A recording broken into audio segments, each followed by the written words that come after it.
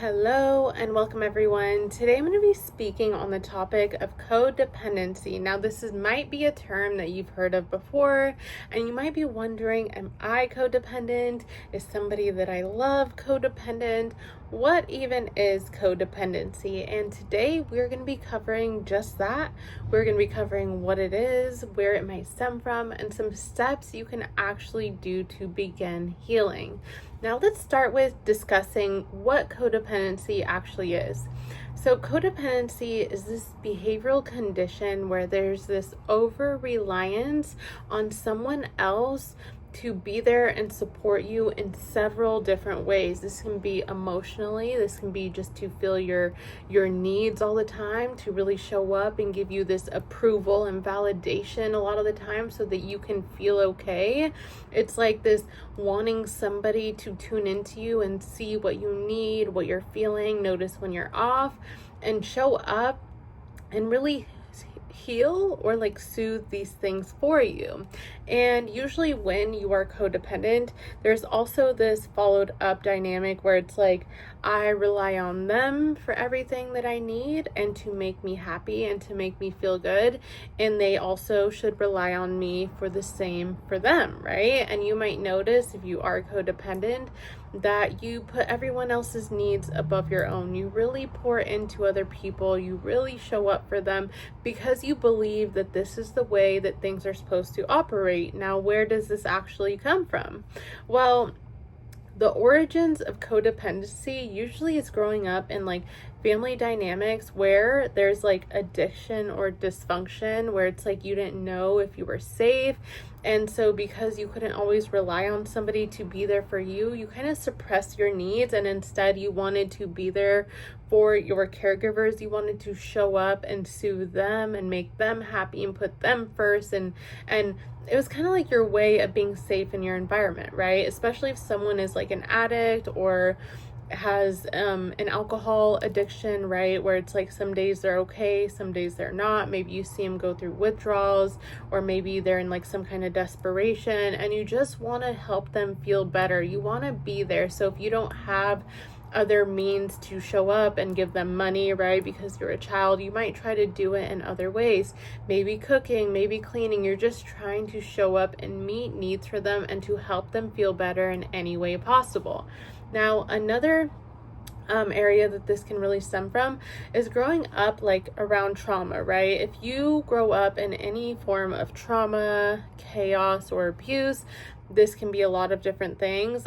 There's this lack of emotional security that can really cause a person to seek external validation and to need that in order to fill their emotional void. So because or when you grow up in trauma, right, or very chaotic environments, you aren't really ever tuning into yourself. You're kind of focusing on your environment all the time because you want to make sure that you are safe. Maybe you can predict what is going to happen before it can happen and protect yourself from that, because there's been a lot of ups and downs in what goes on in your environment.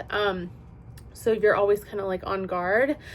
Secondly, it's because you also, again, want to show up for other people. Maybe you take on that caretaker role where you're really showing up for everyone else. And again, you're not tuning into yourself. And so what happens when you grow up in these type of environments or gain these kind of beliefs, I have to take care of everyone else, or where you're just not able to even have needs or express needs, what happens is you don't gain that skill where it's I can tune into myself, because you never really had time to tune into yourself.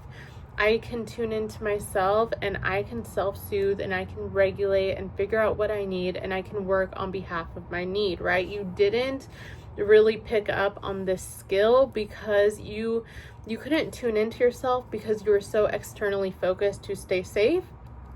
And then you felt like it was your responsibility to meet everyone else's needs and to really show up for them in order to make them happy, because there was some kind of chaotic environments, right? And so when we look in terms of the cost involved of like not ever fixing these patterns of codependency, one of the biggest ones that I can share with you is feeling like you're emotionally out of control, right? Like if you rely on someone else to emotionally soothe you all of the time, the moment that somebody isn't there, you're not going to be able to regulate your emotions. And what a way to live. Like if you're going every single day just relying on someone else to show up for you, and the moment that they don't, you just feel so out of control and so scared and so hurt and maybe unloved and uncared about. It's like, what a way to live, right? Another cost is like there's no sense of self when you have codependent patterns, right? It's like when you are externally focused, are you ever tuning into yourself to ask yourself, what are my goals? What do I like to do? What would I like my home to look and feel like? What is important for me? What are my values? No, you have no sense of self because you're so busy tuning in and probably focusing on everyone else around you. That is such a loss for you, right? You want to be able to know who you are, to know the person inside you and what is important to you, and build a beautiful life around that. And lastly, one of the other biggest costs is that when you are people pleasing, pouring into everyone else and just showing up and putting everyone else's needs above your own, and then you're expecting this in return without communicating it, you are building a lot of resentment in your relationship. Whether you know it or not, you probably are feeling the moment that your partner isn't soothing you, you probably feel extremely hurt, sad. You probably are feeling like you're being betrayed or you're going to be abandoned, right? And then, you get frustrated because it's like you have been showing up for them. You've been tuning into them and what they need. Why aren't they showing up for me? This is like an injustice, and it builds this background resentment. And one thing I need you to understand is that resentment is poison to any relationship. So you don't want resentment building up, because your relationship with resentment will die and go down over time. And that's just the bottom line. I'm sorry to speak a hard truth, but that's what it is. So I just have to be honest with you. Now let's talk the benefits, right? It's not all dark. Like, let's talk the benefits of working through codependency, which is something that you can absolutely do.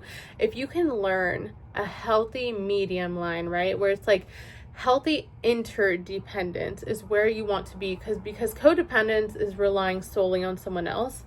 Healthy interdependence is being able to rely on yourself in a healthy way, and then also rely on the other person and lean on them for support in a healthy way. It's not one or the other. It's this healthy interdependent line. So the benefits of ending the cycles of codependency, the number one thing is going to be being able to regulate your emotions. If you can take hold of your own emotions and you can regulate them on your own, imagine how amazing your life could be. Because like our emotions run us all the time, how we feel, like our joy. And as human beings, I know that we all want to be joyful. If we're not feeling good, are we showing up as our best self? Are we even having a good day? Are we even showing up as a good partner, a good parent, a good sibling, a good child? No, we're not. We're not, because our emotions kind of run everything. So if we can't regulate our emotions, what a way to give your power away. So when you heal this codependency, you're able to regulate your emotions, self-soothe a little bit, and be in more control of your everyday life. Number two is that you can start building a life that you love. What do I mean by this? It's like back to the part of like never connecting to yourself. If now you're connecting to yourself and you're like, okay, I got this. I can do things on my own. I'm okay. Like, it's okay. I can do some things on my own. And now I can check in with me and find out who I am. Well, I can start building a life intentionally. And when you align with things that you love, it brings so much joy to your life, to your heart, that you won't even ever realize, right? Until you do it. And it's something that I really wish each one of you experience.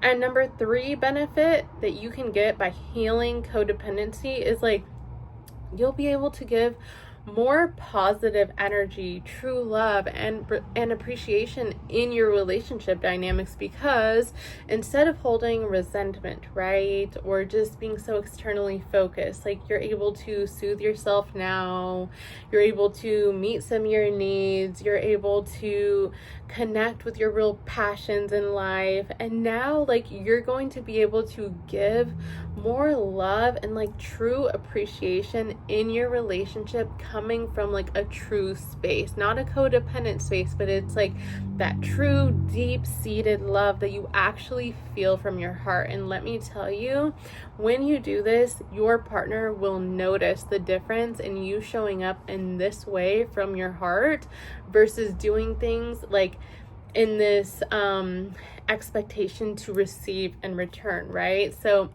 what a beautiful gift you can give yourself. So how do we get there, right? We're talking all this good stuff. How do we actually get there? Because I know everyone's like, I know this is not going to be easy. It's going to be a little bit of work.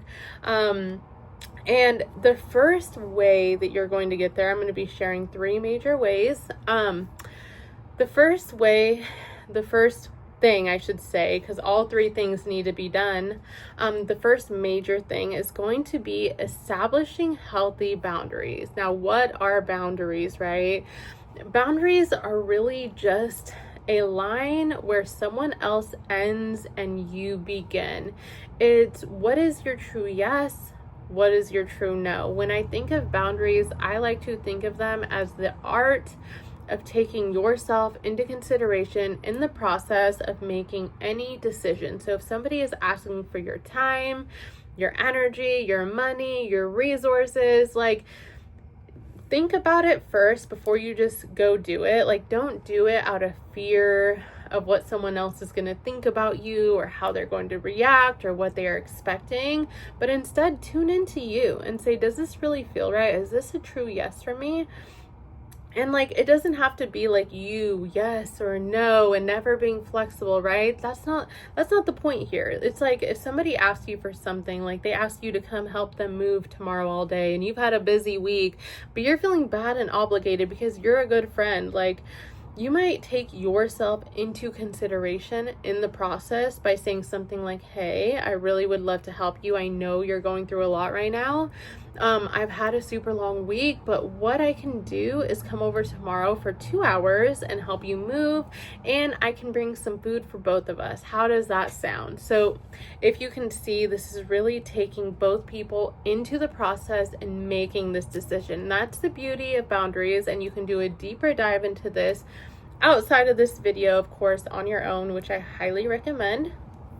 Number 2 is going to be being able to meet some of your needs on your own. Now, if you're somebody who's been externally focused for so long, you probably don't even know what your needs are. And how you are going to find this is by tracking yourself for like a week or 2, right? Every single day, at the end of the day, reflect on whenever you are feeling bad or overwhelmed or a lot of emotions in the day, and then ask yourself, what did I need? What did I need right now? What do I need? What did I need, or what was the ideal outcome when I was feeling that emotion? Write that down. Maybe it's like, I needed some support. I needed some acknowledgement. I needed some appreciation. I needed a phone call from my partner because I was feeling anxious. Write these things down when you go through your day. So at the end of every day, write down what you are needing throughout that day whenever you notice yourself feeling off. And just keep track of that. And these are your needs. These are your needs. So it's easy to establish this. And once you find those needs, what I mean by meeting them in relationship to self is, let's say you needed a little bit of support. Well, of course, support in the house is something that you can go ask for, right?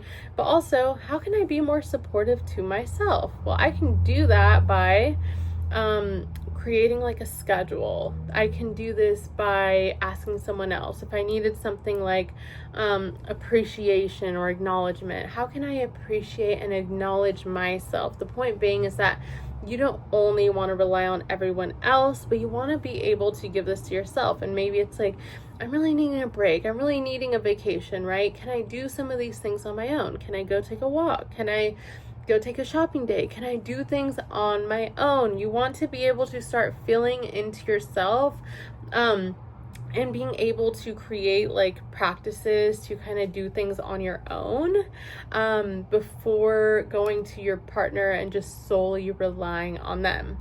And number 3, of course, is going to be able to regulate your emotions. So whenever you are going through something, I want you to be able to self-soothe. And how you can do this is by going through this simple process that I call the emotional processing tool.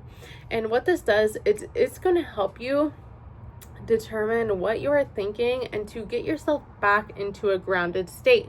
And this is just a couple simple questions. You're going to start by asking yourself, and you can write this down or you can just memorize it if you're good at memorizing. And these questions are going to be, whenever you are feeling triggered or emotionally dysregulated, I want you to think about, okay, what is the situation right now that's making me feel charged in a negative way? Write down whatever is going on for you. Next, I want you to ask yourself this question. What am I making it mean because of what happened? Let's say your partner is running late from work. You made it mean that they don't care about you, they're disrespectful. Then I want you to ask yourself, can I really know that this is true? That whatever you made it mean, can I really know that this is true? The short answer is always going to be no, because you don't really know that the meaning you're giving that is true.